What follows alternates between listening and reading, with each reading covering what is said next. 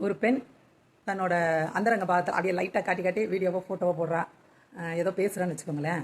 அவளை காட்டி காட்டி சம்பாதிக்கிறதுக்கு ஒரு கூட்டம் இருக்குது யூடியூப் சேனல்லையும் இன்ஸ்டாகிராம்லையும். அதான் எனக்கு தெரிய வருது. சில யூடியூப் சேனலில் பார்த்தீங்கன்னா நிறைய அங்கங்கே பெண்கள் ஆடி வைக்கிறாங்களே ஏதாவது பாட்டுக்கு, அதை எடுத்து அவன் போட்டுக்கிறான். அவன் மூஞ்சியும் காட்ட மாட்டேன், எதுவும் செய்ய மாட்டான். அந்த அவங்க ஆடி வச்சிருக்கிறத அப்படியே ஸ்க்ரீன் ரெக்கார்ட் பண்ணி போட்டு விட்றான்.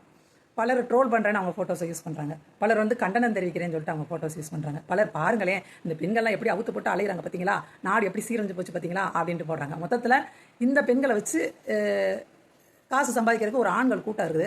ஒரு ஸ்கூல்ல போய் பேசிக்கிறாங்க. அது ஏன் அப்படின்னு கேட்டார், பேசிட்டு போட்டுமே அப்படின்னு டக்குன்னு நமக்கு தோணும். அவங்களும் ஒரு பெண்தானி அப்படின்னு தோணும்.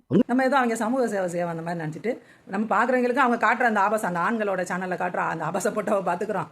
அதுக்கப்புறம் அவன் சமூக சேவை செய்கிறான், நாட்டுக்கு நல்லது பண்ணுறாங்க, அவனுக்கு பட்டம் கொடுக்குறான். சரி, தமிழ்வாணி அப்படின்ற பொண்ணு ஒரு ஸ்கூல் ஃபங்க்ஷனை அட்டன் பண்ணுது. அப்போ ஒருவேளை ஆண்களுக்கு அது பிடிக்கலன்னு வச்சுக்கோங்க. ஏற்கனவே அவங்களோட வீடியோஸ்லாம் வியூஸ் கம்மியாகிட்டே வருது. காரணம் என்னென்னா, இந்த பெண்கள் வந்து தங்கள் உடல் அழகை காட்டி கொண்டிருப்பதால், ஆண்கள் அதில் மயங்கி கொண்டிருப்பதால் தன்னோட வீடியோக்கு வியூஸ் வரலன்னு ஏற்கனவே சம்பாதிச்சிருப்பாங்கல்ல, திண்டு ருசி கண்ட பூனைகளுக்கு அது கடுப்பாகுது. அப்படி இருக்காங்க. அப்படி இருக்கும் பட்சத்தில் அவங்க அதை பற்றியே சொல்லி வைக்கிறாங்க சிலர், இந்த மாதிரி அக்கிரமம் பண்ணுறாங்க அப்படின்ட்டு. பார்க்க போகிறது ஆண்கள் தானே, எனக்காவது நீ ஆண்கள்ட்ட சொல்கிறியா?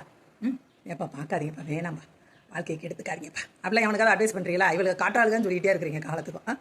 அது ஒரு பக்கம் இருக்கட்டும். இப்போ வந்து இந்த பொண்ணு வந்து அரகுறை ட்ரெஸ்ஸோட சுற்றிட்டு இருக்கிற பொண்ணு தானே, இது எப்படி ஸ்கூல் ஃபங்க்ஷனுக்குலாம் வரலாம்? அதில் எங்கள் ஸ்கில்லு முக்கியம்னு சொல்லுது, படிப்பு முக்கியம்லாம் சொல்லுது அப்படின்னு சொல்லிட்டு சொல்கிறாங்க. அந்த பொண்ணு சொன்னதுனாலே படிக்கிறவங்க படிக்காமல் போயிடுவாங்களா அப்படின்னு எனக்கு தெரியலைங்க. படிக்கிறவங்க படிக்க தான் செய்வாங்க. ஒரு ஸ்கூலில் ஒரு பசங்களுக்கும் ஒவ்வொரு மைண்ட் செட் இருக்கும். அவங்களுக்கு புரியுறது, அவங்களால எவ்வளோ முடியுதோ அவ்வளோ அவங்க ஸ்கோர் பண்ண போகிறாங்க. படிப்பு வந்தால் படிக்க போகிறாங்க. சில நேரம் கோல்டு மெடல் அப்படின்லாம் வாங்கிட்டு அதுக்கு தகுதியான வேலைக்கு போகாமல் வீணாக போனவங்களாம் இருக்க தான் செய்கிறாங்க. யார் வாழ்க்கை எங்கே போய் முடியும்னு யாருக்குமே தெரியாது.